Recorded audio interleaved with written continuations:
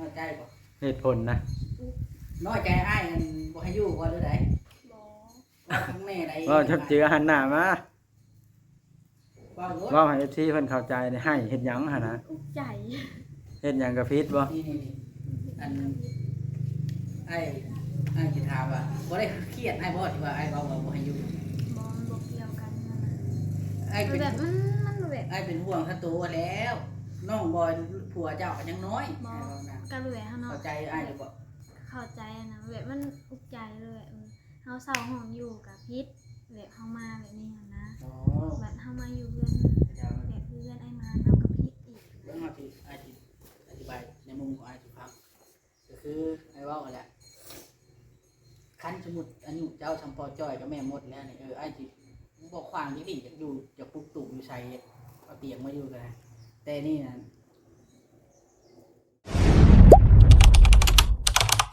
อย่าลืมกดติดตามเพื่อเป็นกำลังใจให้ผมด้วยนะครับทุกคนขอบคุณมากๆค กา รั ร บ สั่งบ้านบางท่านนะฉันก็ฝากเงินบ้านนะมี่บริสิปลุกตุ่มให้น้องเพิ่นดูเลยสิเลี้ยงน้องเพิ่นนี่บอกความซื่อได้นี่ เว้าแบบให้บ่ได้นี่ บ่ได้ให้ บ่ให้ปานสิเว้าแบบนั้น น้องแต่ก็อย่าเพิ่นเว้าเลยเพิ่นคิดแบบนั้นก็ได้ คือตัวนี้เพียงเบาลีเห็น เจ้าเฮ็ดน่ะมันถูกต้องแล้ว เบาลีเห็นลาเม่น มันนั่นก็คือเจ้าบ่อยากให้อยู่กันในส่วนดูแลตัวนั้นมันก็ จักอันใดขี่ม้าขี่กาวบ่บอสสมัยนี้นะ เจ้าบ่ต้องห่วงดอกเรื่องนี้นะค่าใช้จ่ายน่ะมันส่วนหนึ่งขี่ม้าขี่กาวน้องบอยก็ยังน้อยน้องแต่แม่นอยู่น้องแต่เป็นคนพื้นที่กับเป็นผู้หญิงบัดนี้ แล้วอันนั่นเด้อ้ายน้องแต่ได้น้องแต่อยู่ใช้ใช้ตอนไหนฮะ อยู่บ้านนี่แหละ เพิ่นเอาไปเฮ็ดเวียกวะเพิ่นนอนเฮือนไผคู่มื้อนี่บ่ฮู้นำอีก บ่เห็นอ้าย อืมส่งไปน้ำผู้ไปน้ำติ๊กมิกไปอยู่น้ำมันอ้ายพ่อเจ้าผู้ไปเฮ็ดงานอยู่ไทยผู้ ผู้ชายทั้งนั้นบ่อยากรับอยากแต่ผู้หญิง โอ้ผู้ชายเพิ่นบ่ฮับอยู่พุ่นน่ะ หับอยู่แต่มันยากผู้ชาย ย่อบ่แม่นว่าฮับไปเลี้ยงนะไปหาเฮ็ดงานเด้ อยู่เฮาก็ต้องมีผู้อยู่นำอีกแต่เพิ่นก็ ไปรับเลี้ยงงัวเลี้ยงควายอยู่พุ่นเห็นเขาเฮ็ดอยู่อยู่บ้านนอกอยู่บ้านพี่ช่างอุบลบ่ ก็ได้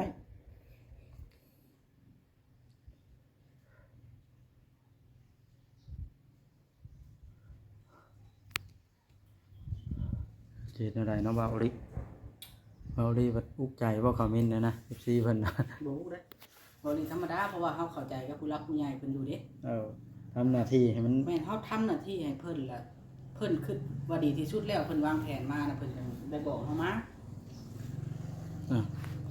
จัดไปบ่าวลิแบบนั้นแหละ โดย เรื่องความคิดเห็นในของ FC นี่มันก็แล้วแต่เพิ่นเนาะเพราะว่าเพิ่นเป็นผู้เบิ่งเพิ่นเบิ่งแนวใดเพิ่นก็ออกคอมเมนต์แนวนั้นเหตุผลของน้องแต้นี่ก็มันมีเหตุผลของน้องแต้ที่กลับมารอบนี้ก็ได้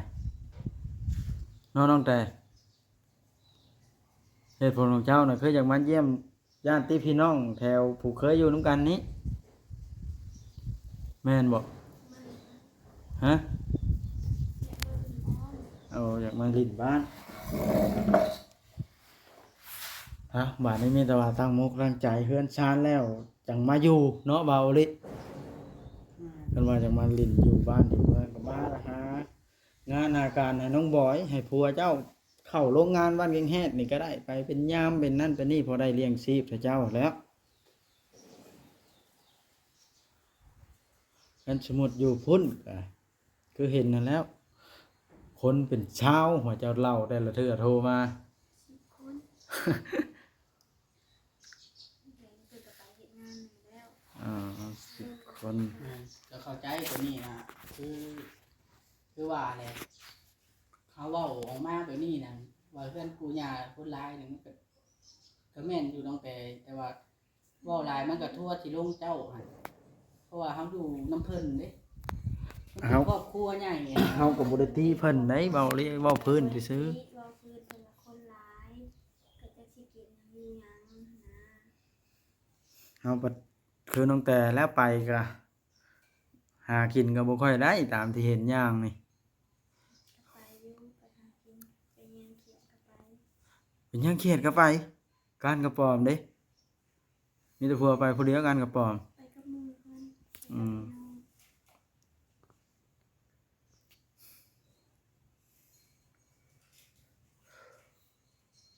ให้มาแล้วบ่ว่าอะไรหรอกไปตามนั่นแหละ ไม่มาเราเป็นคนดีแล้วแนวเราฉันน้องแต่เราก็บ่มาอยู่นำละ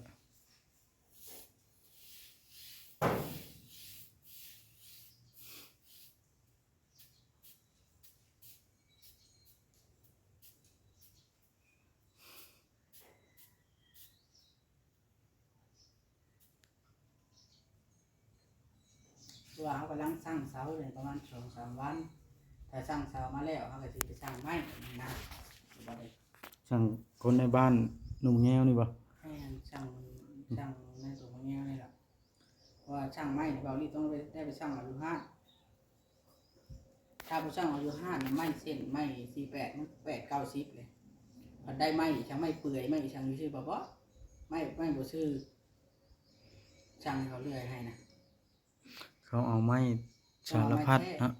เดี๋ยวเฮ็ดเฮือนต้องเอาแท้เลยกันสิใช้ไม้เชื้อรา แม่นแล้วมันบ่ได้แบบมันใช้ไม้เชื้อราบ่ได้บ่ได้สิสร้างเอาไม้โรงงานแบบเขาคัดแล้วนะตัวเขาเอาเฮ็ดเดือนประวรนะมันจึงมาตรฐานชาวกรมชาวหยังก็บ่ต้องห่วงหรอกอยู่ได้อยู่แล้วเป็น10 ปีเนาะบ่ มันบ่นับ10 ปีตลอดชีวิต บางท่าน บ่เคยเฮ็ดเฮือนใหม่เพิ่นว่า2-3 ปีก็ดอกแล้วเพิ่นว่า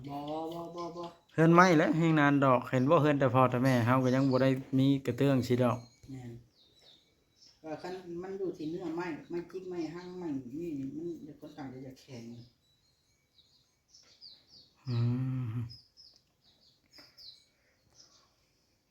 ทำใจอุดเอาซะก่อนเนาะตั้งแต่นี่ไปทำความรู้จักกับป้าแก้วแล้วบ่ มียังบ่ได้ไป ว่างั้นสิมาอยู่นำนะภาคเนื้อภาคตัวน้ำเพิ่นแล้ว ไปบอกเพิ่นไม่เฮือนไม่ซานก็ได้ภาคพังน้ำลาวสิมาอยู่เป็นหมู่เป็นเพื่อนได้สิดอกเพื่อนบ้านกันเฮ็ดจั่งใดเพิ่นสิแพงหั้นแหล้ว เพื่อนบ้านกันเฮ็ดให้เพื่อนบ้านช่างนี่เห็นงัวมาอันกินติบเขาวเพิ่นก็บ่ไล่คนน่ะกันแพงกันคนอยู่ใกล้กันน่ะเห็นงัวกินนั่นเกลือก็ไปไล่ให้คำช่างกันเลยโอ้ยเห็นไผใหม่ยังเฮ็ดแตลี่เมินบ่เห็นก็เคยเจอมากับโตแล้วแบบนี้นะเนาะเบาลิป้าแก้วอยู่บ่เบาลิมื้อนี้ เดี๋ยวฮู้กันเพราะว่าปกติเราจะไปนั่นแล้วน่าจะอยู่เนาะเป็นหนี้เราอยู่300,000นี่มื้อหน้าก็จะมาแล้วเจอ อืม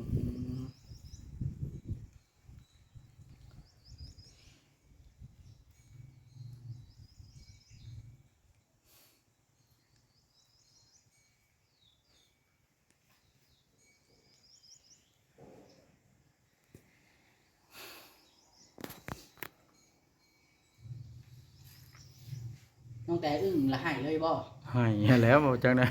เสียหาย มันน่ะเจอเรื่องแบบนี้ พอจอยแท้เจ้าพอจอยให้ขอยทายมือน่ะ ไทย ของเช้าเด้ หมดสิป้านะ มันบอกสิป้าเอ้ยหมดตี แม่นน้องบอยตีว่ามันจังให้ เอาน้องแต่ไอ้สิเว้าเดี๋ยวนี้เว้าให้ที่พังในให้เฮ็ดหยัง น้อยใจบ่ เหตุผลนะ น้อยใจอ้ายอันบ่ให้อยู่บ่หรือใด บ่ ว่าทั้งแม่ใด ว่าชับเจือหันหน้ามา ว่ารถ เว้าให้ที่เพิ่นเข้าใจได้ให้เฮ็ดหยังหั่นนะ อุกใจ เฮ็ดหยังกับพิษบ่ นี่อันอ้ายสิถามว่าบ่ได้เครียดอ้ายบ่ที่ว่าอ้ายเว้าว่าบ่ให้อยู่ บ่มันบ่เกี่ยวกันนั่นน่ะ อ้าย มั เป็น น แบบมันแบ แบบ ไอ้เป็นห่วงทันตัวแล้วน้องบอยผัวเจ้าก็ยังน้อย บ่ ไอ้ว่านะ ก็เลยเฮาเนาะ เข้าใจไอ้หรือเปล่า เข้าใจนะแบบมันอุกใจเลยเฮาเศร้าห้องอยู่กับพิษแบบเฮามาแบบนี้หั้นนะ อ๋อ บัดเฮามาอยู่เพื่อน เดี๋ยวมัน แบบเพื่อนไอ้มาเฮากับพิษอีก เรื่องที่ไอ้ที่อธิบายในมุมของไอ้ที่ฟังก็คือไอ้ว่ากันแหละคันสมมุติอายุเจ้าชำปอจ้อยกับแม่มดแล้วเนี่ยไอ้ที่บอกความที่ดีอยากอยู่อยากปลุกตุ่มอยู่ใส่เอาเตียงมาอยู่กันนะแต่นี่นะสภาพการมันบ่เอื้อมหน่วยยังน้อยโพด อืม เจ้าบ่แข็งแห้งพร้อมจักอะไรเข้าห้องน้ำจักอะไรนั่นมันบ่มี กับหนึ่งมาเลยแบบคือน้องว่ามื้อนี้วันศีลเนาะน้องเมื่อบ่ได้เพิ่นก็ว่าคือทุกบ่าวบ่ให้เมื่อนี่หั้นนะแบบ FC เพิ่นคิดเห็นซุมบ่าวเลยบ่ให้น้องเมื่ออยากล้างไว้อย่างนี้นะ โอ้ว่าลังไว้ถ่ายคลิปบ่ แม่น บ่แม่นเราพี่น้องเลยเฮ้ยลังไว้ถ่ายคลิปเนาะ FC เพิ่นคิดสิซื้อ บอกลีเฮ็ดบ่ลังแหล้วผมว่านี่เบาลีบ่ได้ไปถ่ายมื้อชื่อนั่นเลยถ่ายน้อยหนึงน้อยแฮงก็เบาลีน่ะภารกิจของเบาลี น้อง ก็คือ เอากับไผมาจูดเทปมาออกนะฮะ ยังสิไปนั่นอยู่พี่น้องยังสิ มันเทปหมาบาดเนาะ เล่มไตจ้ะจะคิดอะไร เอามีดอีกคน ขาบ่อืม มันสิขึ้นใจสั่นติ้น เสร็จเด้อมีแล้วไปปาดลง เรื่องน้องบอยก็อยากเอากล้องเนาะบางเทื่อนะไอ้บ่ได้เว้าท้องนะบ่ได้เกี่ยวกันบันไดว่าไอ้ช่อยนี่ผู้ใหญ่เพิ่นช่อยนี่จุดประสงค์หลักๆก็คือเจ้ากับน้องส่วนมาก อันนั้นก็ เอา จิตใจใครจิตใจมันเนาะ อ้ายบ่ได้ ก็คืออยาก ไอ้บ่ได้ถือสาบ่ได้เว่าว่าผู้นั้นดีผู้นี้ชั่วเพิ่นลักๆเพิ่นจะซอยนะเจ้าน้องเจ้าเนาะเพราะลักๆเพิ่นซอยมาทำนั่นตั้งแต่4-5 ปีขึ้นหลังก็ทำนั่นเด้ว่าคือว่าว่าแล้วว่าไผบ่มีคนอยู่กับมันอยู่ก็คือน้องติ๊กน้องมิ้นคือเรามาปิดเทอมมาเรามาพักมาเช้ากันอันนั้นจะเป็นเพื่อนนํกันเพื่อนเพิ่นเฮ็ดให้อ้ายน้องอยู่ไม่ทันซื่อๆดอกจะหน่อยว่าเบาอีบ่อยากให้อยู่บ่อยากให้น้องแกเบิ่งตอนที่เดือนมาแม่ มีแต่ว่าไอ้บอกน้องแต่ให้เข้มแข็งสู้ไปก่อนน้องแต่นั่นแหละก็ได้ทำแบบว่าตามหน้าที่ของเฮาเหตุผลของเฮาบ่ต้องให้ดอกบาดเลยสิไปให้ไปห้องเฮ็ดหยังอุกใจก็ได้เบาลีแล้วบ่ได้ให้เด้เนาะเบาลี ให้เรื่องไหนเรา ใจแข็งได้เบาลี ให้มันใจแข็งบ่ว่าคันเฮา บ่แข็งแน่ใด แก้ ตอนพ่อเสียชีวิตมีเบาลีกับไอ้เวียงบ่ให้สองคนเท่านี้ใจแข็ง คันเฮาพาหมู่ให้เฮาเป็นผู้ชายพาหมู่ให้หมู่ยังให้ มันอดบ่ได้เด้ผู้อื่นเนาะน้องแต่ นี่ให้เขาก็น้องๆไปนี่ให้ก็จะเฮ็ดแล้วน้องสิถ่ายไว้ตรงนี้ให้อันนี้ว่าสิ ว่ามาแล้วต่ำมีแต่ว่าน้องแต่ก็เข้มแข็งสู้อยู่ไปก่อนมื้ออื่นนั่นใดก็เอาสิเมื่ออยู่แล้วให้สิเว้าสิว่าหยังก็สุดแล้วแต่ ก็คือนี่แหละให้น่ะบ่อยากให้มีดราม่าร้ายที่ข้าพเจ้านะเพราะว่าอันนี้ซอยเจ้ามันเป็นฝั่งสำคัญก็คืออยากให้เพื่อนมีห้องน้ำห้องในห้องครัวเจือสมมติว่าถ่ายลายเฮ้ยดราม่าลายเพราะว่ามันคนทำความสึกบ่คือกันในน้องแต่ถ่ายแบบว่าขั้นตอนเฮาโทรเอาน่ะบ่ได้มีอะไรดราม่าเสือบ่บ่ได้ คือ ค่อยมีนะ บ่ได้เห็นตอนนั้นเนาะ เพราะว่าอันนี้เฮามาถ่ายตรงๆแล้วมันเป็นแบบว่า แต่ละคนน่ะผู้บ่มักเฮาก็มีผู้มักเฮาก็มีแหละมันเฮ็ดให้ดราม่า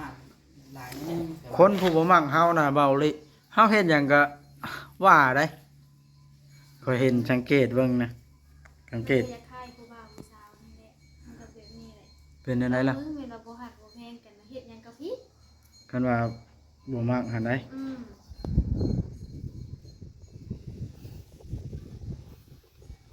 เป็นไรเริ่มใจดีขึ้นมาแน่แล้วยังสิให้อีกอยู่บ่เดี๋ยวนี้ฮั่นก็ใจดีขึ้นมาแล้วคันว่าบ่ให้แล้ว อดเอาอยากให้ก็ได้อ้ายละดุกใจได้เห็นคนให้เนาะเบาลิสิเจ้าพื้นบ่เห็นคนขี้ให้ เป็นหยัง เจ้าบ่ได้อุกใจนำบ่คันให้นะ ตกใจทั้งนี้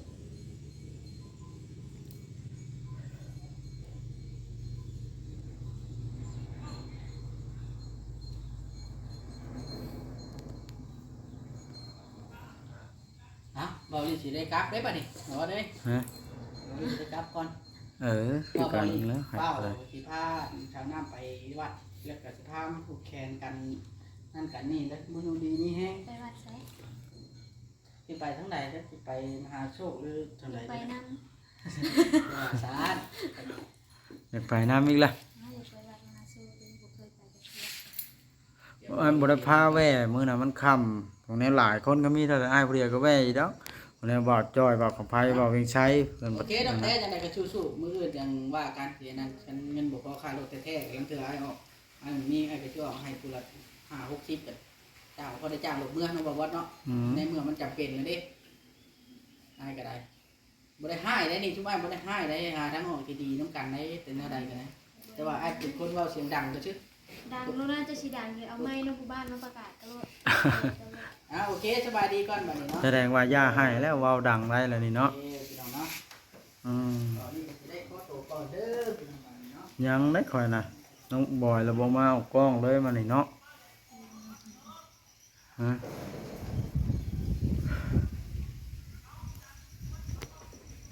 ฮะตกเนาะน้องแต่ งานในบ้านน่ะ เมารีบมือแล้วพวก ขี่รถจักรมาเนาะเห็นรถเก๋งคันสีขาวเมื่อเช้านี่คือเรียกว่ารถเพิ่น อดการไปนั่นใดก็ให้อยู่เฮือนไอ้หมานไอ้หมานเนาะก่อนอันเอาตามมันจำเป็นนี่แหละคันสมมติว่าไปเช่าห้องคือเว้ากันเองจำกัดเงินเพื่อนชานเฮาแล้วเฮาอยากมาอยู่มื้อใดจักมือก็ได้บาดนี่บ่ต้องยากย้อนผู้รักผู้ใหญ่ทางเอื้อจุลี่เพิ่นก็บ่ได้ว่าหยังนะเพิ่นก็ว่าอยากให้เมื่อก็แม่นความเพิ่นอยู่แต่ว่าเพิ่นก็คิดแพงเฮาแล้วยันเงินคำเฮาบ่พอค่ารถค่าล้างพระเจ้าบอกว่าอยากมาลิ้นบ้านเกิดได้มาแล้ว อันนี้ก็มันเหตุผลของนายเจ้าเนาะ ความคิดมันบ่คือกันแต่ละคนก็แม่นอยู่ คือเฮาคิดเฮาก็อยากมาลินบ้านเฮาเนาะก็แม่นอยู่ว่ายังสิได้มาอยู่นะเฮาก็อยากมาลินคนรู้จักอันนี้หั้นนะ นั่นใดกับเพิ่นบ่ป้าบ่ถิ่มดอกเบาลิเพิ่นก็สิเฮ็ดเฮือนให้ละสั่งเสาละเนาะมีแต่ว่าเจ้ารอเบิ่งข้าวอยู่พุ่นละบาดนี่มีหยังชุมอ้ายสองคนก็สิโทรอัปเดตโทรเอาโทรเล่าเอาคือเก่าคือแต่ก่อนแหละมาอยู่พี่ก็มันบ่เป็นผลดีดอกมีแต่ผลเสียเนาะให้มิดได้บาทนะ บ่ได้ให้อีกได้อ มันจะให้มันบ่จักความสิยั่วได้ข่อยก็ได้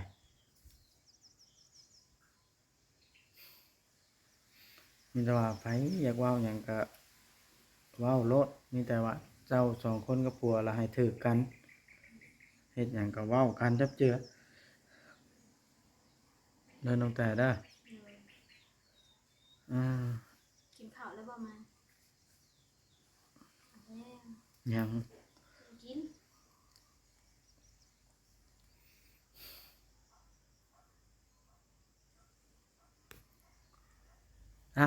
ลงแต่กันสั้นก็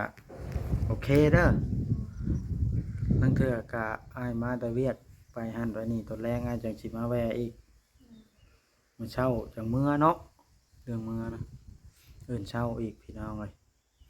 อันนี้ก็ให้ FC เข้าใจนํกันเด้อว่าเฮาลั่งไว้ท่ายจากจังซี่เฮาแฮงอยากให้น้องแต่เมื่อมันบ่มีเงินค่ารถให้เลา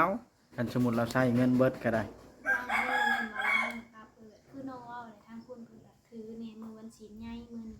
มาทางนี้ก็เพิ่นก็บ่อยากให้มื้อเป็นมื้อวันศีลนะ น้องแต่อย่าเครียดข่อยได้ข่อยเว้าว่าข่อยแฮงค้านไปรับไปส่งข่อยแฮงอยากให้เมื่ออันนี้นะ มันก็ไม่เห็นไปนอกคำโดดน้องว่าแม่ บ่แม่นว่าข่อยลั่งไว้ถ่ายไปรับไปส่งก็ได้ถ่ายคลิปก็แม่นอยู่แต่ว่าข่อยไปบ่มีเงินให้ท่านเจ้าอันค่ารถว่าสมุนเงินท่านเจ้าเบิดแฮงนักแล้วเนาะ อ่ะตามนั้นล่ะน้องแต่โอเคเด้อสบายดีสิได้ไปก่อนบ้านนะเอาพี่น้องไอ้จังใดก็ตามนั้นล่ะเนาะน้องแต่เพิ่นก็ยังสิไปลิ้นน้ำปลาแก้วปลาหยังอยู่ มื้ออื่นเช้าเพิ่นสิเมื่อมื้อนี้วันชินไปเล่นน้ำเพื่อนบ้านแถวนั้นแหละเนาะทำความรู้จักกันนั่นแหละเพิ่นสิมาอยู่มันจังอันนั้นเอาโอเคเด้อบาดนี้พี่น้องเด้อจะได้ก็อยู่ดีมีแห้ง FC เบิดสุขุสุคนมาบัดกะอ่านทุกๆคอมเมนต์แหละพี่น้องเลยเนาะบ่ได้ติไผคอมเมนต์จังซั่นจังซี่เฮาก็พร้อมสิปรับปรุงแล้วก็อ่านเนาะเพราะว่า แล้วแต่ความคิดของแต่ละคนเขาทำหน้าที่ให้ดีที่สุดเขาก็ได้อันนี่หลังบ้านไอ้หมานแปลนข้างคืนไอ้หมานเราปลูกของกินของโยบักบวบมากนะ